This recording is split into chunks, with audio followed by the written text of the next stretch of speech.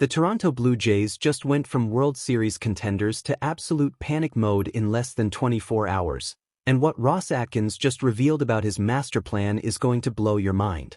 We're talking about a complete organizational meltdown happening right before spring training, devastating injuries that nobody saw coming, and emergency moves that need to happen right now if this team has any hope of salvaging their season. Buckle up, because what I'm about to tell you is going to change everything you thought you knew about the Blue Jays' 2025 season. Just yesterday, the baseball world was rocked by not one but two absolutely brutal injury updates that have sent the Blue Jays front office into full crisis management mode. Anthony Santander, the offensive weapon they brought in to anchor this lineup, is going to be out for 5 to 6 months and potentially longer. Let that sink in for a second. 5 to 6 months. That's not a minor setback. That's not a little bump in the road. That's a franchise-altering absence that completely reshapes what this team is going to look like on opening day and potentially well into the summer. But wait, it gets worse. Shane Bieber, the ace they signed to solidify their starting rotation, is now dealing with forearm fatigue and his ramp-up has been significantly delayed. Now, if you know anything about pitchers and forearm issues, you know that's not just some minor soreness. That's the kind of thing that can derail an entire season. That's the kind of thing that makes general managers wake up in cold sweats at 3 in the morning. And for the Blue Jays, who were counting on Bieber to be a cornerstone of their rotation, this is nothing short of catastrophic. So what does Ross Atkins do when his carefully constructed roster suddenly looks like it's been hit by a wrecking ball? He comes out swinging with some absolutely fascinating revelations about what's happening behind the scenes. And folks, what he said is going to tell you everything you need to know about where this franchise is heading and what moves are about to go down. Atkins didn't dance around the issue. He didn't give some vague corporate speak nonsense. He came right out and said there's not a time they're not thinking about additions via free agency or trade. He said it about pitching. He said it about offense. This is a front office that knows they're in trouble and they're not going to sit on their hands and hope everything magically works itself out. They're going to be aggressive. They're going to make moves. And those moves are coming sooner than you think. Let's talk about what this means for the starting rotation first, because this is where things get really interesting. Just 2 days ago, the Blue Jays had what looked like incredible starting pitching depth. You had Shane Bieber at the top. You had reliable veterans. You had young arms ready to contribute. It looked like one of the best rotations in the American League. And then boom. Bowden Francis is done for the entire year. Shane Bieber is going to miss significant time to start the season. All of a sudden, that depth chart that looked so good is starting to look pretty scary. Now you're looking at Dylan Cease and Kevin Gausman as your top two guys, which is solid, but not exactly the dominant 1-2 punch you were planning on. Then you've got UCI Kikuchi, Jose Berrios, and Cody Ponce filling out the rotation. And here's where it gets spicy, folks. There's apparently some drama brewing with Jose Berrios. John Schneider, the Blue Jays manager, had to address some tension in the clubhouse regarding Berrios. Reports are swirling about what went down at the World Series, with whispers that Berrios essentially quit on the team. Now Schneider is saying they've talked it through, people have regrets, and they're moving forward. But how much faith can you really have in a guy who allegedly checked out when his team needed him most? This is why all signs are pointing to one specific move that the Blue Jays absolutely need to make, and that move is signing Chris Bassitt.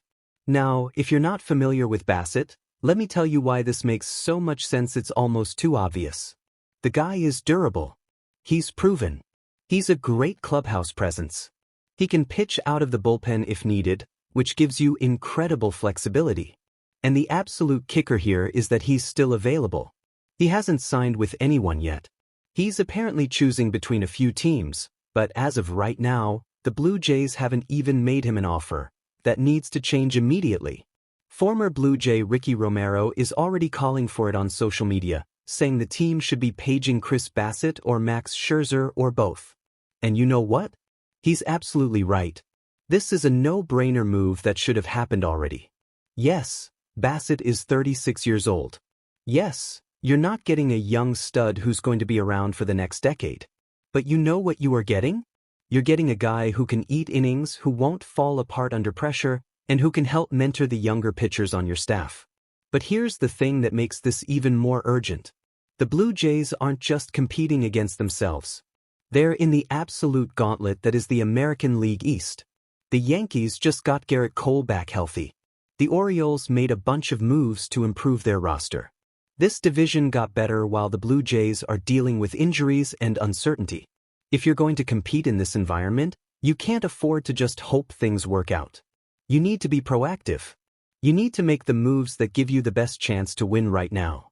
And let's talk about Mad Max for a second, because Max Scherzer is another name that keeps coming up in these conversations.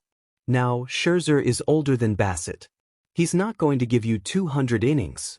But what he can give you is veteran leadership, playoff experience, and the ability to come out of the bullpen in high-leverage situations.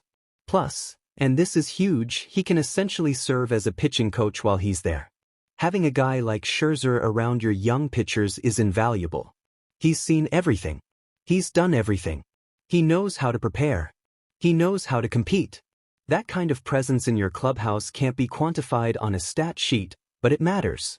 Now let's shift gears and talk about the offensive side of this disaster, because losing Anthony Santander for 5 to 6 months is arguably even worse than the pitching injuries. This was supposed to be a guy who anchored the middle of your lineup. This was supposed to be a guy who provided protection for Vladimir Guerrero Jr. and Bo Bichette. This was supposed to be a proven run producer who could hit 30 home runs and drive in 100 runs. And now he's gone, potentially until the All-Star break or beyond. So who steps up? George Springer is getting older and needs to prove he can stay healthy and productive. Addison Barger is talented but unproven. And then there's Nathan Lukes, who apparently is going to see significant playing time now.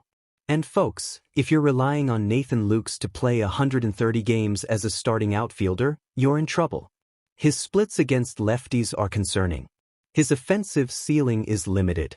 This is not the guy you want as a Plan A solution. The Blue Jays need to add an outfield bat, and they need to do it soon. The good news is Ross Atkins seems to understand the urgency. He's already said they're thinking about offensive additions. The question is whether they're willing to spend the money or give up the prospects to actually get it done. Because at this point, hoping for internal solutions isn't going to cut it. You can't just cross your fingers and hope everything breaks your way. Not in the American League East. Not when you're trying to compete for a World Series. Here's what really gets me about all of this.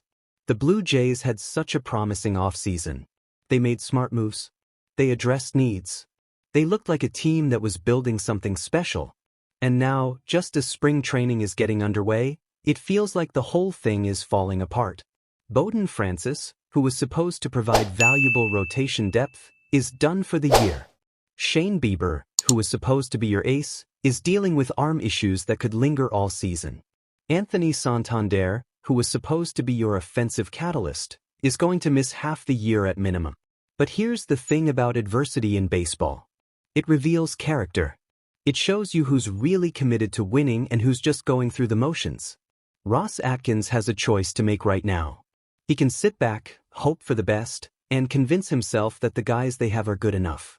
Or he can be aggressive, make the moves that need to be made, and give this team the best possible chance to compete. Based on his comments, it seems like he's choosing option 2. And that's exactly what Blue Jays fans should want to hear. Because the reality is, the talent is still there. Vladimir Guerrero Jr. is still one of the best hitters in baseball. Bo Bichette is still a dynamic player when healthy. Dylan Cease is still an ace-level pitcher. The foundation is solid. But foundations don't win championships. Complete rosters win championships. And right now, the Blue Jays roster has some serious holes that need to be filled. The moves are coming, folks. Chris Bassett makes too much sense not to happen. The Blue Jays need pitching depth, and he provides exactly what they need. An outfield bat is going to be added, whether through trade or free agency, because they simply cannot afford to go into the season with their current options. And maybe, just maybe, they'll get creative and bring in someone like Max Scherzer to provide that veteran presence that could make all the difference in October. Spring training is here. The regular season is right around the corner. And the Toronto Blue Jays are at a crossroads. Do they panic and make desperate moves that mortgage their future? Or do they stay calm, make smart calculated additions, and trust that when everyone gets healthy, they'll have the talent to compete with anyone? Based on everything Ross Atkins has said, it seems like they're going to thread that needle. They're going to be aggressive without being reckless. They're going to add pieces without destroying their farm system. The next few weeks are going to be absolutely critical for this franchise. Every move matters. Every decision counts. And Blue Jays fans better buckle up, because this roller coaster ride is just getting started. One thing is for certain though. Ross Atkins knows the urgency of the situation. He's not going to let this team go down without a fight. And when the dust settles, we're going to see a very different looking Blue Jays roster than what we expected just a few days ago. So there you have it, folks. The Blue Jays are in crisis mode, but they're not going down without a fight.